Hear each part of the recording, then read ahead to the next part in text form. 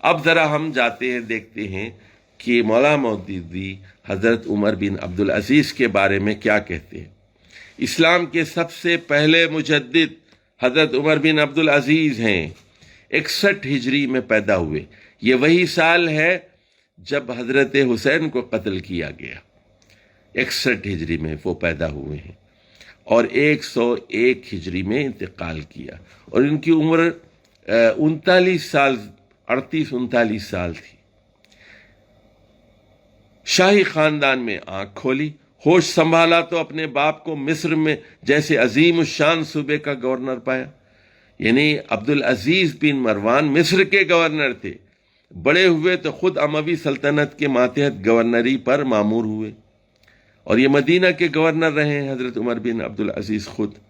شاہان بنو امیہ نے جن جاگیروں سے اپنے خاندان کو مالا مال کیا تھا، ان میں ان کا اور ان کے گھرانے کا بھی بہت بڑا حصہ تھا، حتیٰ کہ خاص ان کی ذاتی جائیداد کی آمدنی 50,000 اشرفی سالانہ تک پہنچتی تھی۔ رئیسوں کی طرح پوری شان سے رہتے تھے۔ لباس، خوراک، سواری، مکان، عادات و خصائل سب وہی تھے جو شاہی حکومت میں شاہزادوں کے ہوتے ہیں۔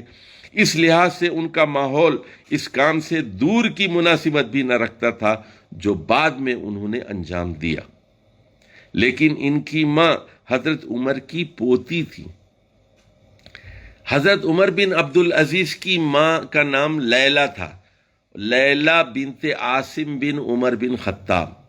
حضرت عمر کے ایک بیٹے تھے عاصم، اور عاصم کی بیٹی تھیں لیلہ، اور لیلہ کی شادی ہوئی تھی عبدالعزیز بن مروان سے، اور ان کے بطن سے یہ پیدا ہوئے حضرت عمر بن عبدالعزیز۔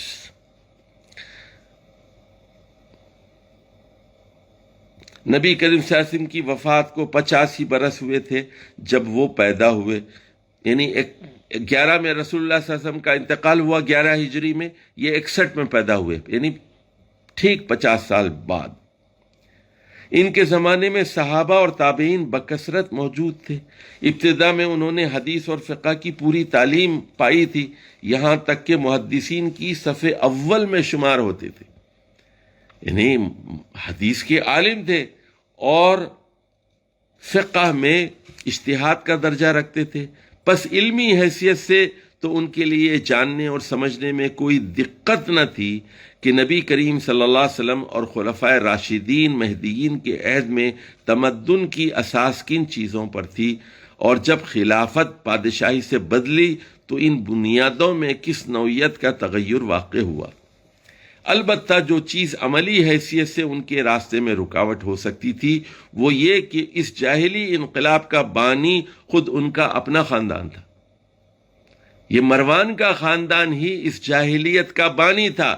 اس کے تمام فائدے اور بے حد و حساب فائدے ان کے بھائی بندوں اور خود ان کی ذات اور ان کے بال بچوں کو پہنچتے تھے، اور ان کی خاندانی عصبیت، ذاتی طمع اور اپنی آئندہ نسل کی دنیاوی خیرخواہی کا پورا تقاضا یہ تھا کہ وہ بھی تخت شاہی پر فرعون بن کر بیٹھیں، اپنے علم اور ضمیر کو ٹھوس مادی فائدوں کے مقابل میں قربان کر دیں، اور حق، انصاف، اخلاق اور اصول کے چکر میں نہ پڑیں۔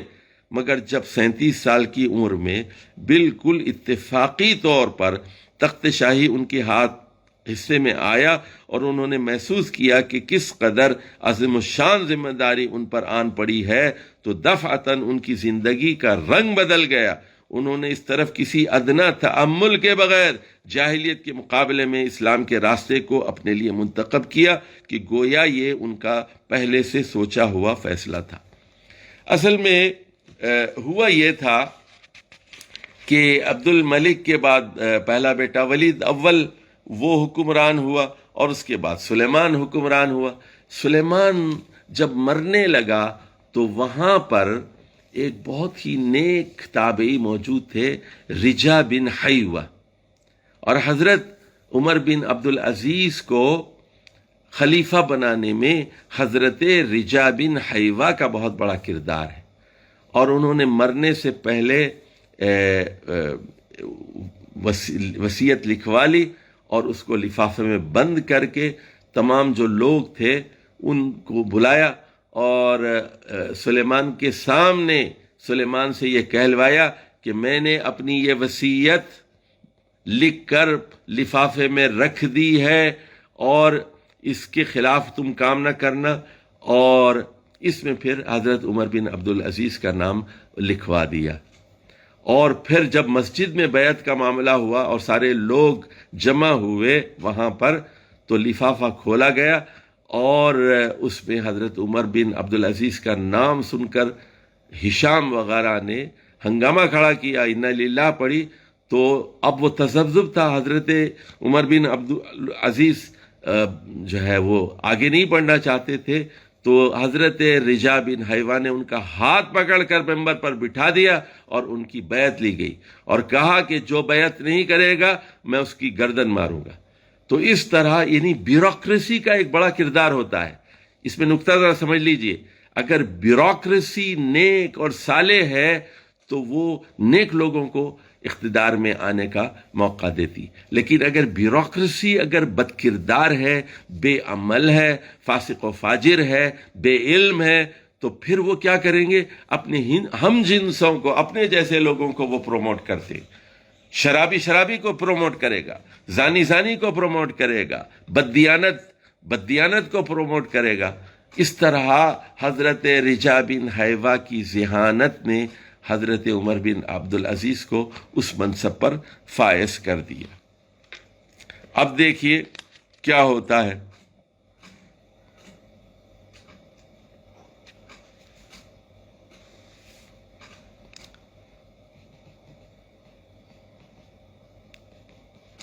تخت شاہی انہیں خاندانی طریق پر ملا تھا, مگر بیعت لیتے وقت مجمع عام میں صاف کہہ دیا کہ میں اپنی بیعت سے تمہیں آزاد کرتا ہوں, تم لوگ جسے چاہو خلیفہ منتخب کر لو. اب جب لوگوں نے برضا و رغبت کہا کہ ہم آپ ہی کو منتخب کرتے ہیں, تب انہوں نے خلافت کی عنان اپنے ہاتھ میں لی.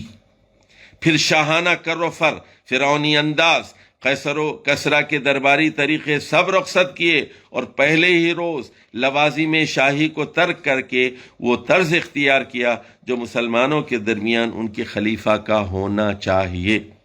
اس کے بعد ان امتیازات کی طرف توجہ کی جو شاہی خاندان کے لوگوں کو حاصل تھے اور انہیں ان تمام حیثیتوں سے عام مسلمانوں کے برابر کر دیا.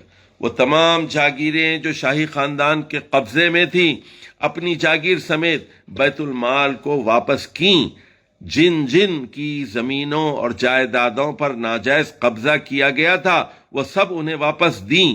ان کی اپنی ذات کو اس تغیر سے جو نقصان پہنچا اس کا اندازہ اس سے کیا جا سکتا ہے کہ 50,000 کی جگہ صرف 200 اشرفی سالانہ ان کی آمدنی رہ گئی. بیت المال کے رویے کو اپنی ذات پر, بیت المال کے روپے کو اپنی ذات پر اور اپنے خاندان والوں پر حرام کر دیا, حتیٰ کہ خلیفہ ہونے کی حیثیت سے تنخواہ تک نہ لی. اپنی زندگی کا سارا نقشہ بدل دیا. خلیفہ ہونے سے پہلے شاہانہ شان کے ساتھ رہتے تھے, خلیفہ ہوتے ہی فقیر بن گئے. گھر اور خاندان کی اس اصلاح کے بعد نظام حکومت کی طرف توجہ کی. ظالم گورنروں کو الگ کیا اور ڈھونڈ کر صالح آدمی تلاش کیے کہ گورنری کی خدمت انجام دیں. عاملین حکومت جو قانون اور ضابطے سے آزاد ہو کر رعایا کی جان, مال اور آبرو پر غیر محدود اختیارات کے مالک ہو گئے تھے, انہیں پھر ضابطے کا پابند بنایا اور قانون کی حکومت قائم کی. ٹیکس عائد کرنے کی پوری پالیسی بدل دی اور تمام ناجائز ٹیکس جو شاہان بنی امیہ نے عائد کر دیے تھے, جس میں آبکاری تک کا محصول شامل تھا, یعنی شراب کے اوپر بھی ٹیکس تھا, وہ بھی یک قلم موقوف کیے. زکوٰۃ کی تحصیل کا انتظام اثر نو درست کیا اور بیت المال کی دولت کو پھر سے عام مسلمانوں کی فلاح و بہبود کے لیے وقف کر دیا. غیر مسلم رعایا کے ساتھ جو ناانصافیاں کی گئی تھیں ان سب کی تلافی کی. ان کے معابد جن پر ناجائز قبضہ کیا گیا تھا, یعنی ان کی عبادت گاہوں پر جو ناجائز قبضہ کیا گیا تھا, انہیں واپس دلائے. ان کی زمینیں جو غصب کر لی گئی تھیں وہ واگزاشت کی اور ان کے تمام وہ حقوق بحال کیے جو شریعت کی روح سے انہیں حاصل تھے۔ عدالت کو انتظامی حکومت کے دخل سے آزاد کیا اور حکم بین الناس کے ضابطے پر اور اسپرٹ دونوں کو شاہی نظام کے اثرات سے پاک کر کے اسلامی اصول پر قائم کر دیا۔ اس طرح حضرت عمر بن عبدالعزیز رحمہ اللہ کے ہاتھوں سے اسلامی نظام حکومت دوبارہ زندہ ہوا۔ پھر انہوں نے سیاسی اقتدار سے کام لے کر لوگوں کی ذہنی، اخلاقی اور معاشرتی زندگیوں سے جاہلیت کے ان اثرات کو نکالنا شروع کیا جو نصف صدی کی جاہلی حکومت کے سبب سے اجتماعی زندگی میں پھیل گئے تھے۔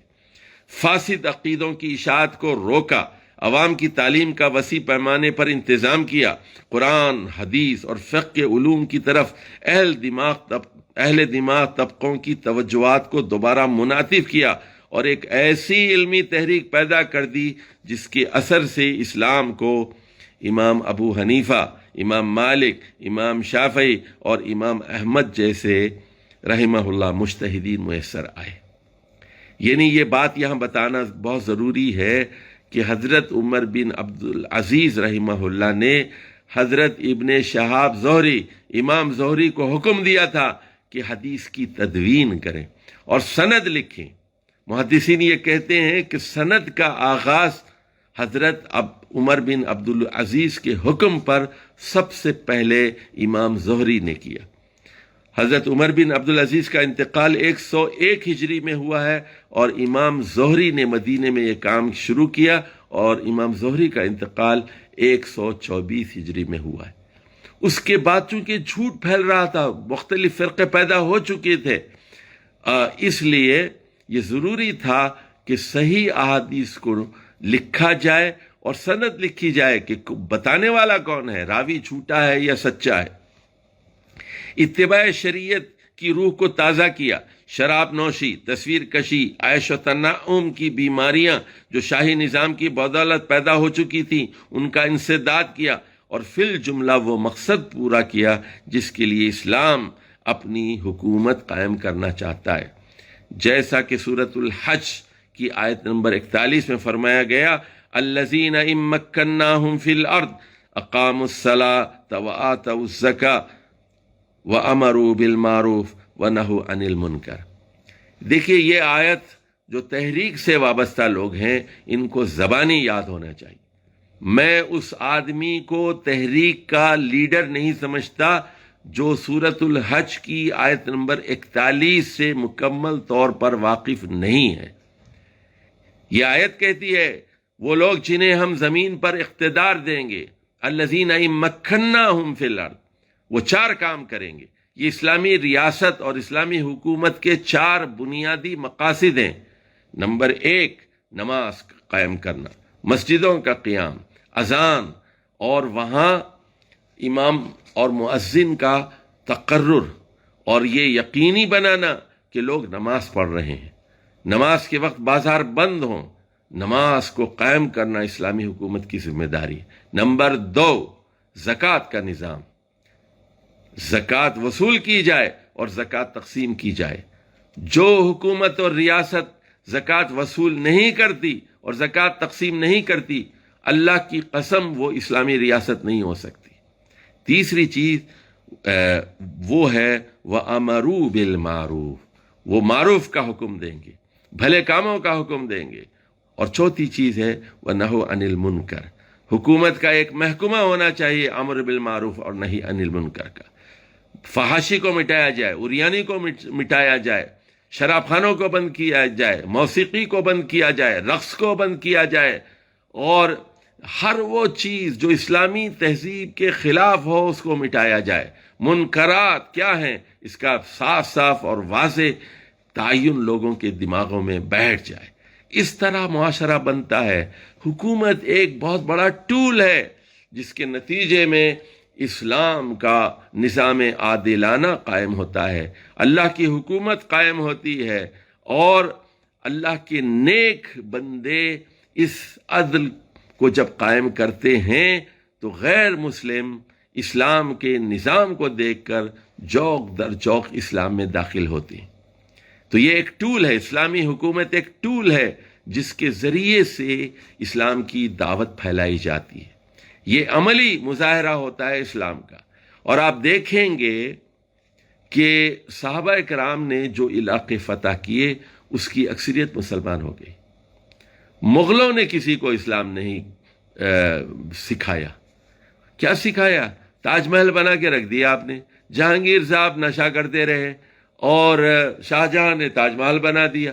اکبر دین الہی میں مست تھا، جودھا بھائی اور سارے مذاہب تھے، نیا مذہب تھا اس کا۔ اسلام سے ان کو کیا دلچسپی تھی؟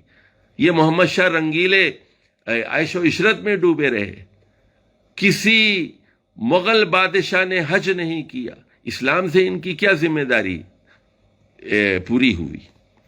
بہت ہی قلیل مدت میں اس انقلاب حکومت کے اثرات عوام کی زندگی پر اور بین الاقوامی حالات پر مرتب ہونا شروع ہو گئے۔ ایک راوی کہتا ہے کہ ولید کے زمانے میں لوگ جب آپس میں بیٹھتے تو امارات اور باغیوں کے متعلق گفتگو کرتے۔ ولید نے 10 سال حکومت کی، 86 سے 96 تک۔ اس کے بعد سلیمان نے 96 سے 99 تک حکومت کی، اور اس کے بعد حضرت عمر بن عبدالعزیز آئے۔ تو یہ اس کو امارات کا بڑا شوق تھا، ولید کو عمارتیں بناتا تھا۔ سلیمان بن عبد الملک کا زمانہ آیا تو عوام کا مذاق شہوانیت کی طرف متوجہ ہوا، تو سب لوگ پھر جنسیات پر گفتگو کرتے تھے۔ جیسے آپ دیکھیں گے بہت سارے مولوی حضرات بھی ایسے بیٹھے ہوئے ہیں، وہ لڑکیوں کی باتیں کریں گے اور سارا یہ کام کرتے رہتے۔ مگر عمر بن عبدالعزیز حکمران ہوئے تو حالت یہ تھی کہ جہاں 4 آدمی جمع ہوتے، نماز، روزہ اور قرآن کا ذکر چھٹ جاتا۔ غیر مسلم رعایا پر اس حکومت کا اتنا اثر ہوا کہ 1000 10,000 آدمی اس مختصر مدت میں مسلمان ہو گئے، اور جزیے کی آمدنی دفعتاً اتنی گھٹ گئی کہ سلطنت کے مالیات اس سے متاثر ہونے لگے۔ دیکھیے، جس حکومت کا مقصد پیسہ کمانا ہو وہ غیر مسلموں سے ظالمانہ طور پر جزیہ وصول کرتے ہیں، عادلانہ طور پر نہیں، اس کے علاوہ ٹیکس ان کے اوپر لگا دیتے۔ لیکن جس حکومت کا مقصد اسلام کو پھیلانا ہوتا ہے اور انسانوں کو زیادہ سے زیادہ جنت میں داخل کرنا ہوتا ہے، وہ جزیے کی پرواہ نہیں کرتے، ٹیکس کی پرواہ نہیں کرتے، وہ جنت کے بارے میں سوچتے ہیں۔ مملکت اسلامی کے اطراف میں جو غیر مسلم ریاستیں موجود تھیں، حضرت عمر بن عبدالعزیز رحمہ اللہ نے انہیں اسلام کی طرف دعوت دی، اور ان میں سے متعدد ریاستوں نے اس دین کو قبول کر لیا۔ اسلامی حکومت کی سب سے بڑی حریف سلطنت اس وقت روم کی سلطنت تھی، جس کے ساتھ 1 صدی سے لڑائیوں کا سلسلہ جاری تھا، اور اس وقت بھی سیاسی کشمکش چل رہی تھی۔ مگر حضرت عمر بن عبدالعزیز کا جو اخلاقی اثر روم پر قائم ہوا، اس کا اندازہ ان الفاظ سے کیا جا سکتا ہے جو ان کے انتقال کی خبر سن کر قیصر روم نے کہا تھا۔ قیصر روم، سیزر کیا کہہ رہا ہے دیکھیے، وہ کہہ رہا ہے اگر کوئی راہب دنیا چھوڑ کر اپنے دروازے بند کر لے اور عبادت میں مشغول ہو جائے تو مجھے اس پر کوئی حیرت نہیں ہوتی، مگر مجھے حیرت ہے کہ اس شخص پر جس کے قدموں کے نیچے دنیا تھی اور پھر اسے ٹھکرا کر اس نے فقیرانہ زندگی بسر کی۔ اسلام کے مجدد اول کو صرف 2.5 سال کام کرنے کا موقع ملا، اور اس مختصر سی مدت میں اس نے یہ انقلاب عظیم برپا کر کے دکھا دیا۔ مگر بنو امیہ سب کے سب اس بندے خدا کے دشمن ہو گئے۔ اسلام کی زندگی میں ان کی موت تھی، وہ اس تجدید کے کام کو کس طرح برداشت کر سکتے تھے؟ آخر کار انہوں نے سازش کر کے اسے زہر دے دیا، اور صرف 39 سال کی عمر میں یہ خادم دین و ملت دنیا سے رخصت ہو گیا۔ جس کار تجدید کو اس نے شروع کیا تھا، اس کی تکمیل میں اب صرف اتنی کسر باقی رہ گئی تھی کہ خاندانی حکومت کو ختم کر کے انتخابی خلافت کا سلسلہ پھر سے قائم کر دیا جاتا۔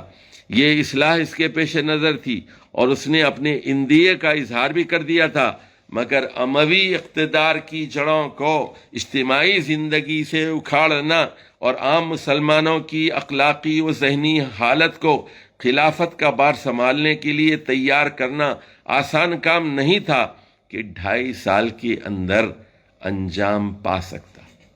یعنی اس کے لیے استحکام کی ضرورت ہوتی ہے.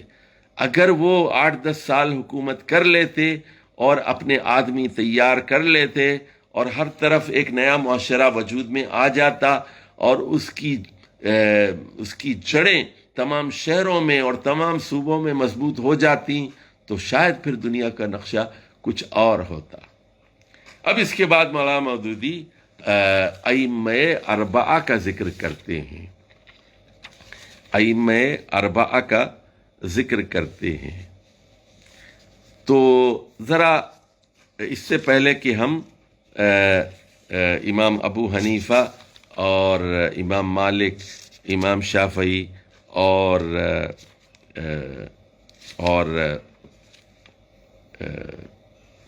امام احمد بن حنبل کا ذکر کریں، تھوڑا سا زمانہ سمجھ لیجئے آپ. اور میں چند ایک چیزیں آپ کی خدمت میں رکھتا ہوں. یہ ڈسپلے نمبر 2 ہے.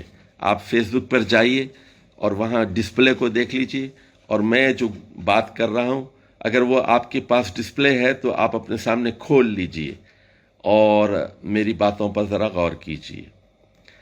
تو حضرت عمر بن عبدالعزیز کا انتقال ہو گیا 101 ہجری میں. اس کے بعد یزید ثانی عبد الملک کا تیسرا بیٹا آیا اور 4 سال تک اس نے حکومت کی، 101 سے 105 تک. اور اس کے بعد 105 سے 125 تک پورے 20 سال عبد الملک کے چوتھے بیٹے ہشام بن عبد الملک نے حکومت کی.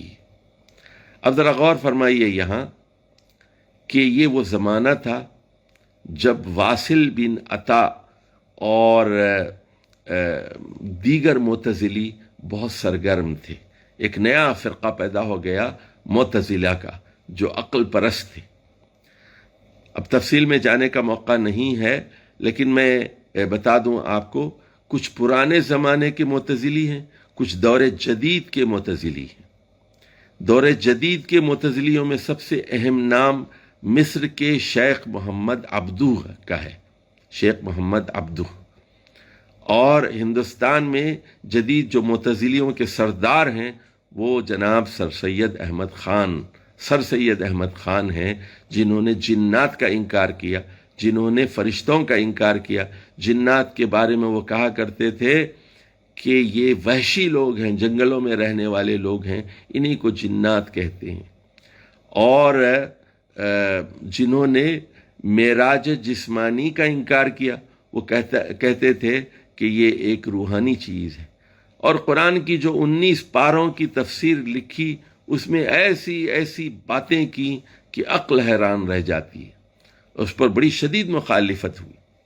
تو یہ عقل پرستی، جس کو ہم سوڈو ریشنلزم کہتے ہیں، کہ قرآن کی باطل تعویل کرنا اور احادیث کا انکار کرنا، جو چیز ان کی عقل میں نہیں آتی تھی اس کا انکار کرتے تھے. قرآن کے الفاظ کو بدل دیتے تھے، یہ قرآن کے الفاظ کے معانی کو بدل دیتے تھے، تعویلات سے کام لیتے تھے. تو اب اس کے بعد پھر تشیع بھی بڑھتا گیا اور 3-4 فرقے اور پیدا ہو گئے. اور آپ کو معلوم ہونا چاہیے کہ یہ جو غسان دمشقی ہے، اور یہ حضرت عمر بن عبدالعزیز کے زمانے میں موجود تھا، اور اس وقت شام کے فقیہ تھے حضرت امام اوزاعی. اور یہاں آپ دیکھیں گے کہ مرجیہ پیدا ہو گئے، جو کہتے تھے کہ بس ہم اللہ سے اچھی امید رکھتے ہیں، اور وہ لاپرواہ تھے اور گناہوں سے بے خوف تھے. پھر جبریہ پیدا ہو گئے، وہ کہتے تھے کہ کیا کریں، اللہ پلاتا ہے تو شراب پی لیتے ہیں، اللہ زنا کراتا ہے تو زنا کر لیتے ہیں، ہمارے اختیار میں کیا ہے، ہم تو مجبور ہیں. یہ جبریہ تھے. اور قدریہ یہ کہتے تھے کہ انسان کے اعمال کا ذمہ دار خود انسان ہے. اور آگے چل کر پھر یہ معتزلہ کی شکل انہوں نے اختیار کی. اور بصرہ ان کا اڈا تھا.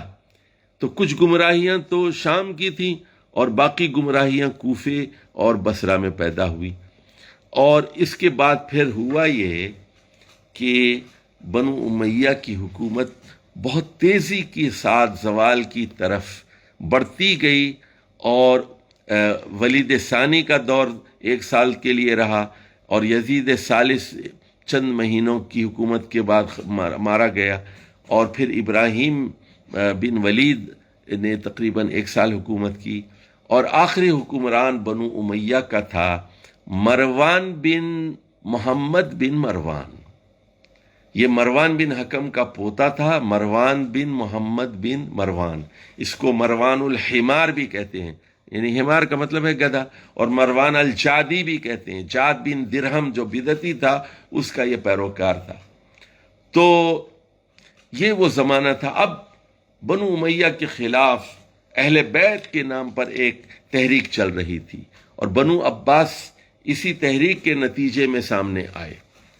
اچھا، اب ذرا تھوڑا سا تاریخ کا حوالہ دینا یہاں ضروری ہے کہ بنو امیہ کی حکومت کے خلاف آواز تو حضرت حسین نے اٹھائی تھی، اور اس کے بعد ان کی شہادت کے بعد حضرت علی کے ایک تیسرے بیٹے تھے محمد بن حنفیہ، تو ان کو اہل کوفہ نے اپنا امام بنا لیا، اور ان کا انتقال 81 ہجری میں ہوا، اور ان کے انتقال کے بعد ان کے بیٹے ابو ہاشم عبداللہ کو انہوں نے اپنا امام بنا لیا. حالانکہ ان لوگوں کا ان کے خیالات، ان کے نظریات اور ان کے عقائد سے کوئی تعلق نہیں تھا، بہرحال ان کے نام پر یہ سیاست کرتے رہے. اور ابو ہاشم عبداللہ وہ خلیفہ سے ملنے کے لیے شام گئے. واپسی میں کہا جاتا ہے ان کو زہر دیا گیا. حسن اتفاق یا سوء اتفاق سے وہاں پر محمد بن علی بن عبداللہ بن عباس موجود تھے. حضرت عبداللہ بن عباس کے پوتے محمد بن علی بن عبداللہ بن عباس وہاں موجود تھے، اور انہوں نے ابو ہاشم عبداللہ جو علوی تھے، حضرت علی کے خاندان سے تھے، انہوں نے کہا کہ اب آپ یہ ذمہ داری سنبھالیے. اس طرح ہوا یہ کہ اہل بیت کی دعوت جو علویوں کے پاس تھی، غیر فاطمی اولاد کے پاس تھی، وہ بنو عباس میں منتقل ہو گئی. چنانچہ پھر ان کا بیٹا محمد بن علی کا بیٹا وہ صفاح تو ابو العباس الصفاح پہلا حکمران بنا. بڑا ظالم قسم کا تھا، اسی لیے اس کو صفاح کہتے ہیں. بہت ہی صفاح اور صفاق تھا.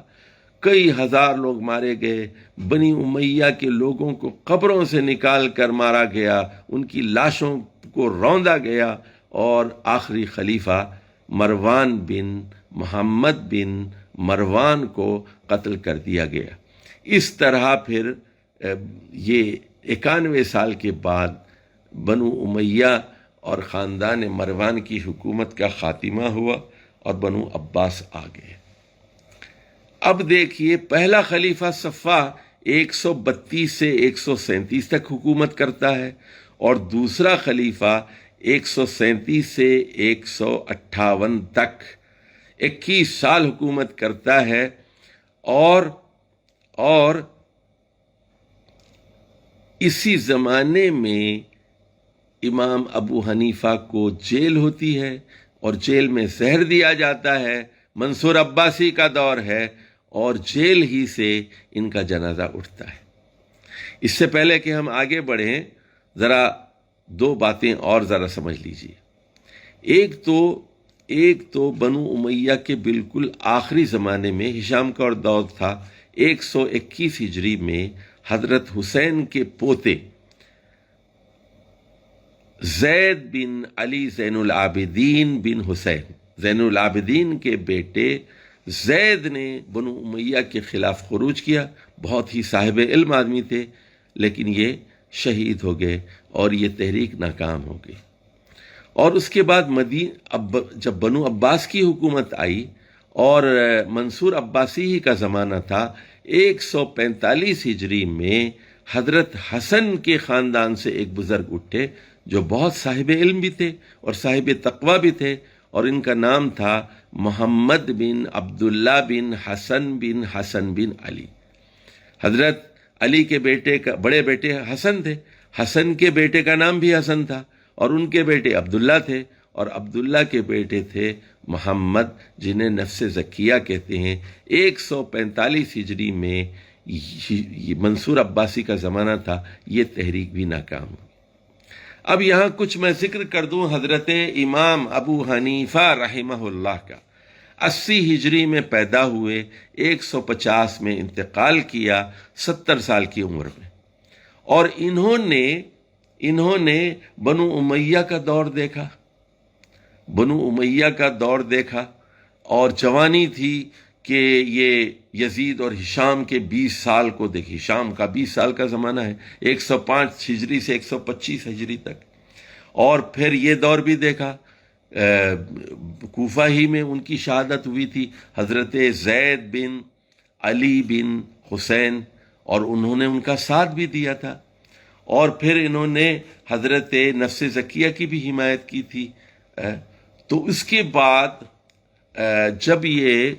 جب یہ 52 سال کے تھے تو انہوں نے 18 سال بنو عباس کا دور دیکھا، یعنی امام ابو حنیفہ بنو امیہ کے دور سے بھی واقف تھے اور بنو عباس کے ابتدائی دور سے بھی واقف تھے۔ اچھا جی، اس کے بعد پھر ہوتا یہ ہے، ہارون رشید آتا ہے 170 سے 193 تک، 23 سال طویل حکومت کی ہارون رشید نے۔ انہی کے زمانے میں حضرت امام شافعی کو یمن سے لایا جاتا ہے بغداد، اور جو ہے ان کو گرفتار کر کے لایا جاتا ہے۔ بہرحال وہ سزا سے بچ جاتے ہیں، لیکن بہرحال، اور اسی ہارون رشید کے زمانے میں مدینہ منورہ کے اندر امام مالک کو کوڑے لگائے جاتے ہیں، اور وہ یہ کہا کرتے تھے کہ نہ جبری بیعت ہو سکتی ہے اور نہ جبری طلاق ہو سکتی ہے۔ اور اس کے بعد اب دیکھیے ہارون رشید کے بعد کیا ہوتا ہے، امام مالک کا انتقال ہوتا ہے 179 میں، 179 ہجری میں۔ امام ابو حنیفہ کا 150 میں ہوتا ہے، اور امام مالک کا 179 میں، اور امام مالک کے شاگرد ہیں امام شافعی رحمہ اللہ، اور امام شافعی 150 ہجری میں پیدا ہوتے ہیں اور 204 میں انتقال کرتے ہیں۔ صرف 54 برس ان کی عمر انہوں نے پائی، لیکن امام شافعی کو امام احمد بن حنبل کہتے ہیں کہ یہ دوسری صدی کے مجدد ہیں۔ تو امام شافعی کو اتنا بڑا مقام کیوں ملا؟ ان کا سب سے بڑا کارنامہ یہ ہے کہ انہوں نے مکے کا علم حاصل کیا، پھر مدینہ جا کر امام مالک کا علم حاصل کیا، پھر یمن کا علم حاصل کیا، پھر بصرہ گئے اور کوفہ گئے، اور پھر بغداد گئے، تمام شہروں کی احادیث جمع کی۔ اس کی آخری 6 سال انہوں نے 198 سے 204 ہجری تک مصر میں گزارے۔ اس طرح ان کے پاس 6 شہروں کا علم حاصل ہو گیا۔ صحابہ کرام مختلف شہروں میں پھیل گئے تھے، اور تابعین کے پاس ان کا علم موجود تھا۔ تو یہ امام شافعی تبع تابعی ہیں، اور انہوں نے اس طرح کئی شہروں کا علم حاصل کیا، اور اس کے بعد ایک نئے مسلک کی بنیاد رکھی، اور وہ یہ تھی کہ میں کسی ایک شہر کی حدیثوں پر فتویٰ نہیں دوں گا، میں تمام شہروں کی حدیثوں کو لوں گا، اور میں ایک شہر کے مفتیوں کے فتوے پر عمل نہیں کروں گا، بلکہ تمام مفتیوں کو دیکھوں گا، اور کہ کس کا فتویٰ اقرب الی الکتاب والسنہ ہے۔ اسی لیے امام شافعی کو ناصر السنہ کہا جاتا ہے۔ اور اس کے بعد پھر انہی کے شاگرد ہیں امام احمد بن حنبل، اور 241 ہجری میں ان کا انتقال ہوا۔ اب یہاں ذرا غور فرمائیے کہ عباسی حکومت کے 3 حکمران معتزلی ہوئے ہیں۔ سب سے پہلے تو مامون معتزلی، 219 میں خلیفہ 199 میں 199 میں یہ خلیفہ بنا ہے اور 219 میں اس کا انتقال ہوا ہے. 20 سال حکومت کی ہے مامون عباسی نے. ہمیں حیرت ہوتی ہے جب شبلی نعمانی مامون کی شان میں زمین آسمان کے قلابے ملا دیتے ہیں. مامون یہ وہی ہے جس کے دربار میں سب معتزلی چھائے ہوئے تھے. مامون کے بعد اس کا بھائی معتصم، یہ ہارون رشید کے بیٹے ہیں دونوں، اور یہ بھی پکا پکا کٹر معتزلی ہے، اہل سنت والجماعت پر ظلم ڈھانے والا. اور پھر آپ دیکھتے ہیں واسق معتزلی آتا ہے، اور مامون نے ایک 219 تک اور معتصم نے 228 تک 9 سال، اور پھر واسق معتزلی 228 سے 233 تک 5 سال حکمران رہتا ہے بنو عباس کا. ان ادوار میں اہل سنت پر بہت ظلم و ستم ہوا. امام احمد بن حنبل کو جیل ہوئی، کوڑے لگائے گئے، اور ان سے کہا گیا کہ یہ کہو کہ قرآن اللہ کی مخلوق ہے اور قرآن مخلوق ہے. وہ کہتے تھے میں تو صرف اتنا جانتا ہوں کہ قرآن اللہ کا کلام ہے. معتزلی کہتے تھے کہ اللہ بولتا نہیں، اللہ کا کلام نہیں ہو سکتا. تو وہ کہتے تھے اللہ گونگا ہے، نعوذ باللہ. وہ کہتے تھے کہ نعوذ باللہ وہ کیسے بات کر سکتا ہے اللہ تعالیٰ، وہ کیسے کلام کر سکتا ہے. بعد میں بھی یہ بحثیں چلی. وہ کہتے تھے کہ اللہ نے حضرت جبریل سے بات نہیں کی، حالانکہ اللہ نے موسیٰ علیہ السلام سے بات کی. اللہ نے نبی کریم صلی اللہ علیہ وسلم سے معراج کے موقع پر پردے کے پیچھے سے بات کی. نمازیں 50 سے 5 ہوئیں. اب یہ معتزلی کہتے تھے توبہ توبہ، اگر اللہ بات کرتا ہے تو پھر اس کے 2 ہونٹوں کو ماننا پڑے گا، ایک زبان کو ماننا پڑے گا، لسان و شفتین، تو پھر انسانوں سے تشبیہ ہو جائے گی. اس طرح انہوں نے اہل سنت والجماعت پر ظلم کیا. تو اب یہی وہ دور ہے جب محدثین کی ایک بڑی جماعت پیدا ہوتی ہے. امام احمد بن حنبل اپنی مسند میں 40,000 حدیثیں جمع کرتے ہیں. اور دیکھیے عقل حیران رہ جاتی ہے امام مالک پر کہ وہ افغانستان، ترکمانستان، تاجکستان، سمرقند، بخارا، خراسان کا سفر کرتے ہیں، رہ جاتے ہیں، تہران جسے آج کہتے ہیں، اور بغداد سے کئی مرتبہ کوفہ اور بغداد کا سفر کرتے ہیں. امام عبد الرزاق سے علم حدیث حاصل کرنے کے لیے یمن جاتے ہیں، مکہ مدینہ کا سفر کرتے ہیں، مصر جاتے ہیں، شام جاتے ہیں، اور یہاں تک کہ مراکو کیا آخری مغربی ساحل تنجا تک پہنچتے ہیں. 40,000 حدیثیں جمع کرتے ہیں. 28 شہروں کا دورہ کرتے ہیں وہ. اب اندازہ لگائیے کہ نہ ٹرین ہے، نہ بس ہے، نہ پلین ہے، اونٹوں پر سفر ہے، گھوڑوں پر سفر ہے، اور علم کی جستجو ہے. رسول اللہ صلی اللہ علیہ وسلم کی احادیث کی جستجو ہے، صحیح احادیث، صحیح سندوں کی تلاش ہے. یہ ایسا احسان ہے جسے امت فراموش نہیں کر سکتی. تو یہ 4 چیزیں آپ ذہن میں رکھ لیجئے. اس کے بعد میں مولا مودودی کی عبارت پڑھوں گا، بہت ہی مختصر سی عبارت.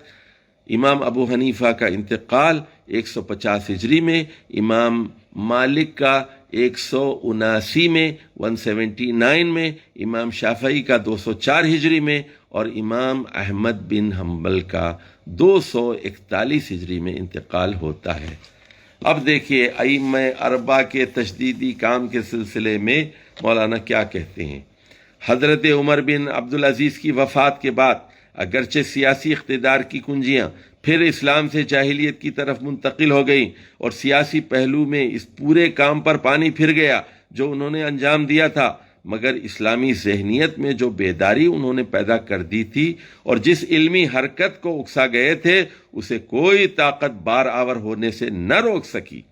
بنو امیہ اور بنو عباس کے کوڑے اور اشرفیوں کے توڑے دونوں ہی اس تحریک کے راستے میں حائل ہوئے، مگر کسی کو بھی اس کے آگے پیش نہ چلی.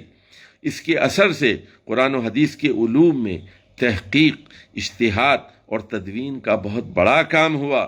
اصول دین سے اسلام کے قوانین کی تفصیلی شکل مرتب کی گئی اور ایک وسیع نظام تمدن کو اسلام کے طرز پر چلانے کے لیے جس قدر ضوابط، مناہج عمل کی ضرورت تھی، وہ تقریباً سارے کے سارے اپنے تمام جزیات کے ساتھ مدون کر ڈالے گئے۔ دوسری صدی کے آغاز سے تقریباً چوتھی صدی تک یہ کام پوری قوت کے ساتھ چلتا رہا۔ اس دور کے مجددین میں 2-4 بزرگ ہیں جن کی طرف آج فقہ کے چاروں مذاہب منسوب ہیں، اگرچہ مجتہد ان کے سوا اور بھی کثیر التعداد اصحاب تھے، مگر جس لحاظ سے ان حضرات کا مقام مجتہدین سے بلند ہو کر مجددین کے مرتبے تک پہنچتا ہے وہ یہ ہے۔ اب وہ یہ کہتے ہیں کہ یہ مجتہد بھی تھے اور مجدد بھی تھے، اور کئی اور لوگ بھی گزرے ہیں۔ امام ابو حنیفہ کے زمانے میں خود کوفے کے اندر سفیان ثوری رحمہ اللہ موجود تھے، اور اسی طرح مصر میں لیث بن سعد اصفہانی موجود تھے، شام میں امام اوزاعی موجود تھے، یمن میں وہب بن منبہ موجود تھے، اور اسی طرح مکے میں ابن جریج موجود تھے، مدینہ منورہ کے اندر حضرت جعفر الصادق اور امام مالک موجود تھے۔ تو مجتہدین بہت گزرے ہیں، یہ نہیں سمجھنا چاہیے کہ مجتہدین 4 ہیں، یہ بالکل غلط بات ہے کہ مجتہدین صرف 4 ہیں۔ اب مولانا یہ کہتے ہیں کہ یہ مجتہد بھی ہیں اور مجدد بھی ہیں۔ کیوں ہیں؟ اس کا وہ 2 اسباب بتاتے ہیں۔ اولاً ان حضرات نے اپنی گہری بصیرت اور غیر معمولی ذکاوت و ذہانت سے ایسے مذاہب فکر پیدا کیے جن کی زبردست طاقت 7-8 صدیوں تک مجتہدین پیدا کرتی رہی۔ انہوں نے کلیات دین سے جزیات مستنبط کرنے اور اصول شرع کو زندگی کے عملی مسائل پر منطبق کرنے کے ایسے وسیع ہمگیر طریقے ایجاد کیے کہ آگے چل کر جس قدر اجتہادی کام ہوا انہی کے طریقوں پر ہوا، اور آئندہ بھی جب کبھی اس سلسلے میں کوئی کام ہوگا ان کی رہنمائی سے انسان بے نیاز نہیں ہو سکے گا۔ ذرا اس کو سمجھ لیجئے کہ استنباط کے قواعد مقرر کیے، یعنی کہ قرآن سے اور حدیث سے غور کر کے یہ جاننے کی کوشش کرنا کہ کون سی چیز فرض ہے، کون سی چیز سنت مؤکدہ ہے، کون سی چیز سنت غیر مؤکدہ ہے، متواترہ ہے، غیر متواترہ ہے، کون سی چیز مباح ہے اور کون سی چیز مکروہ ہے اور کون سی چیز حرام ہے۔ اسی طرح بہت سارے اور قواعد مقرر ہوئے۔ ہاں البتہ ان میں اختلاف ہوا اس بات پر، لیکن استنباط تو ہوا، بعض چیزوں میں اختلاف بھی ہوا، تو لیکن اسی کی بنیاد پر اگلی صدیوں میں کام ہوا۔ مثال کے طور پر میں چند مثالیں آپ کو دیتا ہوں۔ عید کی نماز بعض نے کہا کہ یہ واجب ہے، بعض نے کہا کہ یہ سنت ہے۔ تراویح کی نماز بعض نے کہا کہ یہ سنت مؤکدہ کفایہ ہے، بعض نے کہا کہ یہ صرف سنت ہے۔ تو اس طرح کے اختلافات استنباطات میں ہوئے۔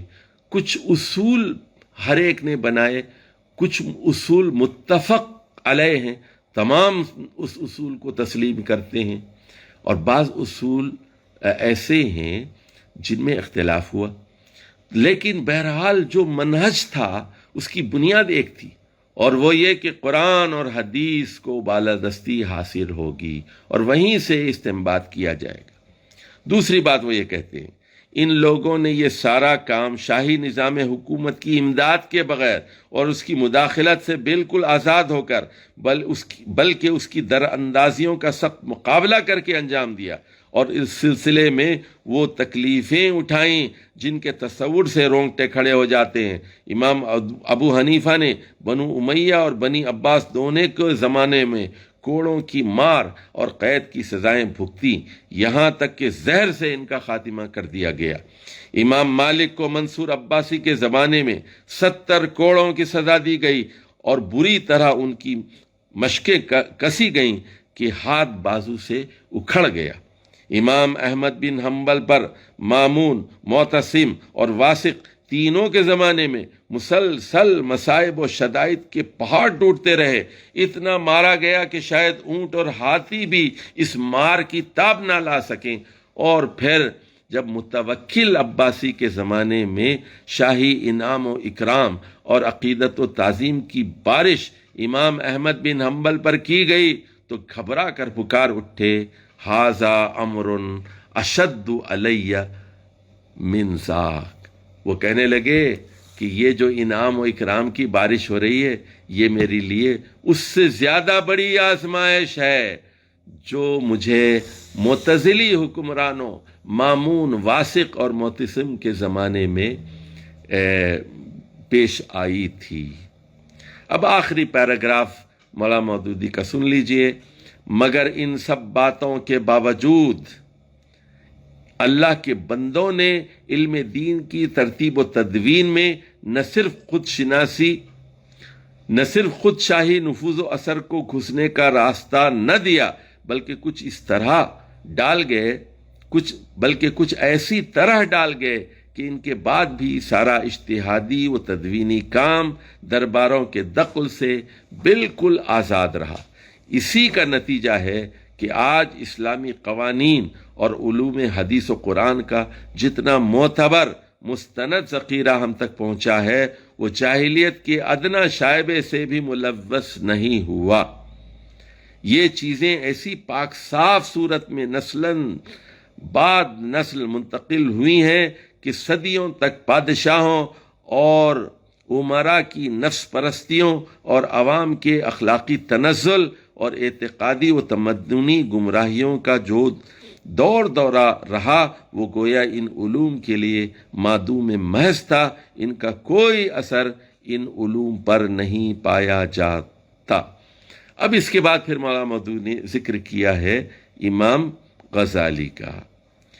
اور عمر بن عبدالعزیز کے بعد سیاست و حکومت کی باغیں مستقل طور پر جاہلیت کے ہاتھوں میں چلی گئیں اور بنو امیہ، بنو عباس، پھر ترکی و نسل بادشاہوں کا اقتدار قائم ہوا۔ ان حکومتوں نے جو خدمات انجام دی ان کا خلاصہ یہ تھا۔ اب بادشاہوں نے کیا کیا دیکھیے، یہ یونانی لٹریچر کا ترجمہ کراتے رہے، یہ ہندو لٹریچر کا ترجمہ کراتے رہے۔ اس کا نتیجہ یہ ہوا کہ یونان، روم اور عجم کے جاہلی فلسفوں کو جوں کا توں لے کر مسلمانوں میں پھیلا دیا، اور دوسری طرف علوم و فنون اور تمدن و معاشرت میں جاہلیت اولیٰ کی تمام گمراہیوں کو اپنی دولت اور طاقت کے زور سے شائع و ضائع کیا۔ عباسی خاندانوں کے تنزل نے مزید نقصان یہ پہنچایا کہ ابتدائی عباسی خلافہ کے بعد دنیاوی اقتدار کی باغیں جن لوگوں کے ہاتھ میں آئیں وہ علوم دینی سے بالکل ہی کورے تھے، ان میں اتنی صلاحیت بھی نہیں تھی کہ قضاء اور افتاء کے عہدوں کے لیے اہل آدمیوں کو منتخب کر سکتے۔ اپنی جہالت اور سہولت پسندی کی وجہ سے وہ احکام شرعیہ کی تنفیذ کا کام ایسے لگے بندھے طریقوں پر کرنا چاہتے تھے جس میں کسی قد و کاوش کی ضرورت نہ ہو، اور اس کے لیے تقلید جامد ہی کا راستہ موزوں تھا۔ تو یہ وہ حالات تھے جس میں اللہ سبحانہ و تعالیٰ نے امام غزالی کو اٹھایا، اور امام غزالی کے کیا کارنامے ہیں یہ انشاءاللہ کل صبح ہم آپ کی خدمت میں رکھیں گے۔ لیکن اس سے پہلے میں آپ سے درخواست کروں گا کہ میرے جو 2 ڈسپلیز ہیں جو فیس بک پر بھی موجود ہیں اور ہمارے ساتھی صفت اللہ صاحب وغیرہ بھی آپ تک پہنچا دیں گے، ایک ڈسپلے نمبر 2 اور 3 یعنی تاریخ کے وہ اہم واقعات جو حضرت عمر بن عبدالعزیز اور یہ ائمہ اربعہ کے بعد کیا ہوا، ائمہ اربعہ سے لے کر امام غزالی تک. امام غزالی 450 ہجری میں پیدا ہوئے ہیں، 55 سال کی عمر میں انتقال کیا 505 ہجری میں.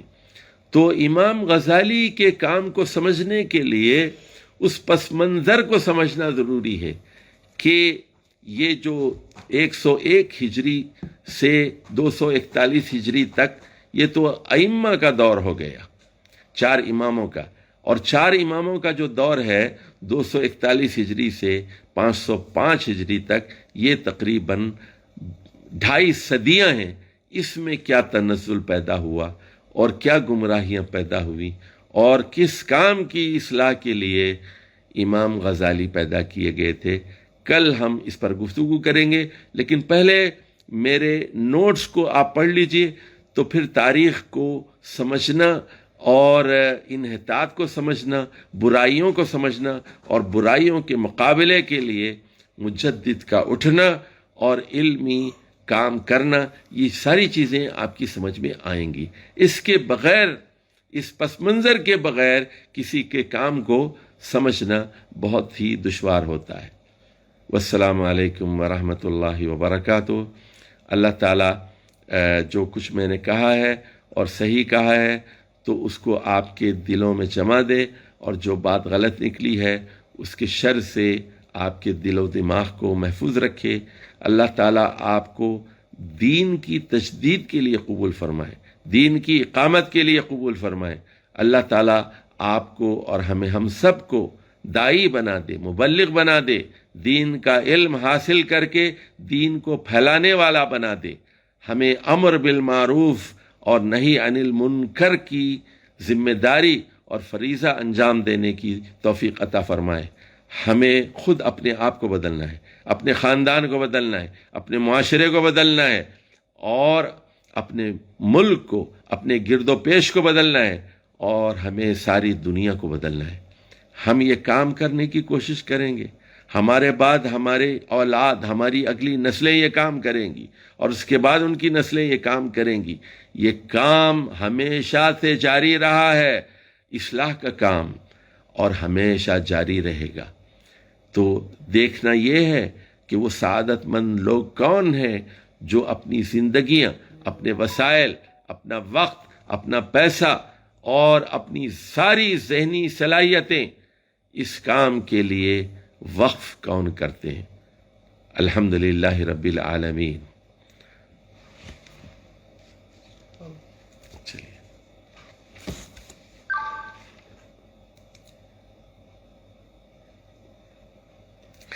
کیا جاہلیت راہبانہ اور مروجہ سیکولرزم ایک ہی چیز ہے یا اس جیسی کوئی چیز ہے؟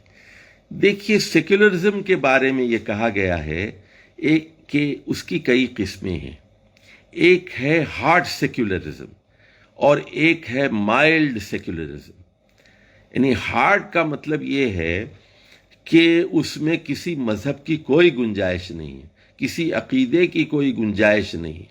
اور مائلڈ سیکولرزم یہ ہے کہ رمضان کی چھٹیاں کر دی جائیں، دیوالی کی چھٹی ہو جائے اور کرسمس کی چھٹی ہو جائے اور ہر ایک کو خوش کیا جائے اور کچھ عرس پر چھٹی کر دی جائے. تو یعنی محدود پیمانے پر مذہبی آزادی دی جائے، یہ مائلڈ سیکولرزم ہے. لیکن ہارڈ سیکولرزم میں اس کی بھی گنجائش نہیں ہے، کوئی مذہبی تہوار بھی نہیں ہو سکتا، گھر کے اندر جو کرنا ہے کر لے. اور مساجد جیسے روس وغیرہ میں ہوا، مسجدیں گرا دی گئیں اور مسجدوں کو غیر آباد کر دیا گیا. تو اس طرح کی چیزیں ہوتی ہیں.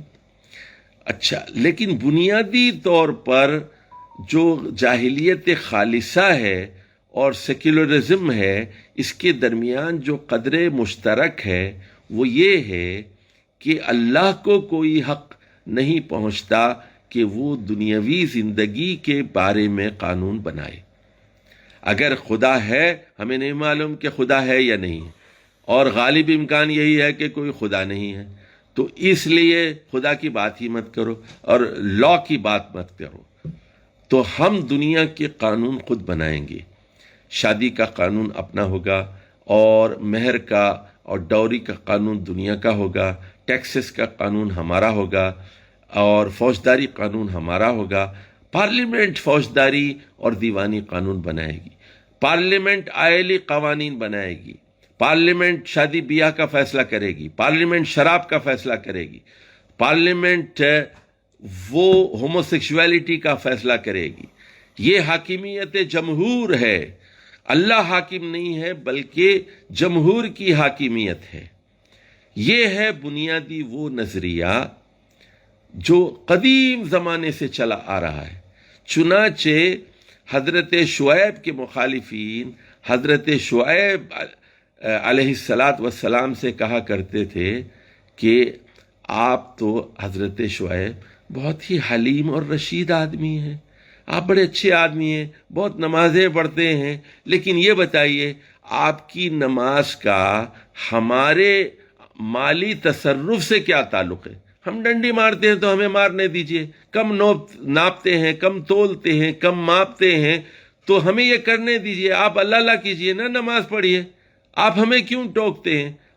ہماری کچھ بدعتیں ہیں، کچھ معاشی ہمارے موقف ہیں۔ بدعتیں یہ ہیں کہ ہم باپ دادا کے طریقے کی کرتے ہیں، ما نعبد آباءنا، اس پر عمل کرتے ہیں، کچھ برسی کر لیتے ہیں، کچھ برتھ ڈے منا لیتے ہیں، کچھ عرس منا لیتے ہیں، کچھ قوالی کر لیتے ہیں، کرنے دیجئے ہمیں، آپ کیوں روکتے ہیں، کیوں ٹوکتے ہیں اس پر ہمیں؟ ایک چیز یہ تھی۔ او نفعل فی اموالنا ما نشاء، ہمارا مال ہے، اموالنا، اس میں ہم تصرف کرتے ہیں، ہم جوا کھیلتے ہیں، آپ کیوں روکتے ہیں؟ ہم شراب میں اڑا دیتے ہیں، پیسہ سارا اڑا دیتے ہیں، حرام کاموں میں پیسہ اڑا دیتے ہیں، آپ کیوں روکتے ہیں؟ کہ آپ کی نماز روکتی ہے اس سے؟ یعنی یہ ہے کہ دین کو دنیا سے الگ کرنا۔ اسلام یہ کہتا ہے، اسلام ایک مکمل نظام زندگی ہے جو آپ کے لباس کا، آپ کی سطر کا، آپ کے خاندانی نظام کا، نکاح و طلاق کا، آپ کے مالی معاملات کا، آپ کے طرز حکومت کا، آپ کی تہذیب کا، آپ کے تمدن کا، آپ کے اعتقادات کا، تمام چیزوں کا احاطہ کرتا ہے۔ تو بنیادی طور پر یہ سیکولرزم اور جاہلیت خالصہ کی روح ایک ہی ہے، لیکن ان کے ڈیفرنٹ شیڈز ہیں، مائلڈ ہے، اس سے ذرا زیادہ ہے، اس سے زیادہ ہے، اس سے زیادہ ہے، اور ہارڈ ہے۔ اور یہ جو دنیاوی حکمران ہوتے ہیں یہ موقع اور حالات کے ساتھ دیکھتے ہیں کہ کس قدر ہم اس کو غیر اسلامی بنا سکیں، کس حد تک ہم اس میں مذہب کا حصہ کم کر سکتے ہیں۔ تو بڑے وہ تدبیر والے لوگ ہوتے ہیں، تو جہاں جہاں ان کا بس چلتا ہے وہ اس کو کم کرنے کی کوشش کرتے ہیں۔ ابھی سعودی عرب سے یہ بری خبریں آ رہی ہیں کہ وہاں پر کرسمس ٹریز دکانوں میں اور دوسری جو مالز وغیرہ میں وہ رکھ دی گئی ہیں، اور یہ غالب تہذیب اپنی تہذیب کو دوسروں پر مسلط کرتی ہے۔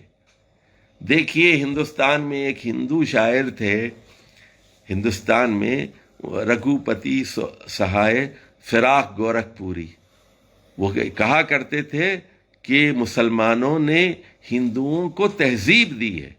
وہ یہ کہا کرتے تھے کہ ہندو تو جنگلوں میں جا کر پیشاب پخانہ کرتے تھے، مسلمانوں نے ان کو شرم و حیا سکھائی ہے، اور مسلمانوں کی آمد کے بعد یہاں حمام بنے ہیں، یہاں شرم و حیا آئی ہے۔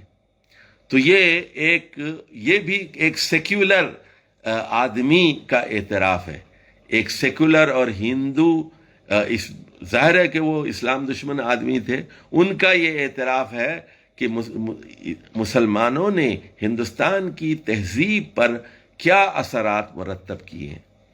والسلام علیکم ورحمۃ اللہ وبرکاتہ۔ چلیے جی، میرا خیال ہے روک لیں۔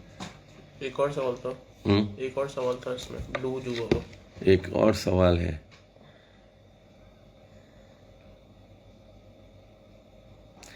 دیکھیے مدرسوں اور خانقاہوں سے تجدید کا کام ہوا، کیا یہ بات درست ہے؟ ہاں، جزوی طور پر ہوا ہے، بالکل ہوا ہے۔ اب آگے ہم پڑھیں گے کہ امام غزالی خود مدرسے کے آدمی تھے، اور وہ مدرسہ نظامیہ کے آدمی تھے، تو تو ظاہر ہے کہ علم کے بغیر کیسے تجدید کا کام ہو سکتا ہے؟ تو یہ سمجھنا، یہ دیکھیے یہ بڑی بے وقوفی ہے، اور یہ بے وقوفی ہمارے ہاں بہت عام ہو چلی ہے۔ وہ یہ سمجھتے ہیں کہ قرآن اور حدیث کے علم کے بغیر ہم تجدیدی کام کر لیں گے، ایک اسلامی ریاست قائم کر لیں گے، ریاست مدینہ قائم کر لیں گے۔ یہ ایک افسانہ ہے، یہ ایک مت ہے یہ تو۔ لیکن کیا مدرسے اقتدار میں معاون ہوئے ہیں؟ معاون تو ہوئے ہیں، لیکن جو صحیح تجدید کا کام ہے وہ قوت اور طاقت کے بغیر نہیں ہو سکتا۔ تو ان کا کردار ہے، اور اس کردار کو تسلیم کرنا لازمی اور ضروری ہے، لیکن یہ بھی ضروری ہے کہ اس میں جو خرابیاں آ گئی ہیں ان کا جاننا بھی ضروری ہے۔ یعنی وہ جو کل میں شعر پڑھ رہا تھا کہ اٹھا میں مدرسہ و خانقاہ سے نمناک، نہ زندگی نہ حرارت نہ معرفت نہ نگاہ۔ تو یہاں علامہ اقبال بالکل وہی بات کہتے ہیں جو مولانا مودودی کہتے ہیں، زندگی نہیں ہے وہاں، لائف نہیں ہے وہاں۔ اسلام تو یعنی ایک زندہ چیز ہے، ایک ایسا خون ہے جو معاشرے کی رگوں میں دوڑتا ہے۔ تو وہ صرف اب مدرسے کی حد تک محدود ہیں، وہ خانقاہ کی حد تک محدود ہیں۔ اسلام کو، اس کے خون کو، اسلام کے خون کو معاشرے کے ہر شعبے میں جاری و ساری کرنا ہے۔ تو وہ یہ کہہ رہے ہیں کہ زندگی نہیں ہے وہاں، حرارت نہیں ہے۔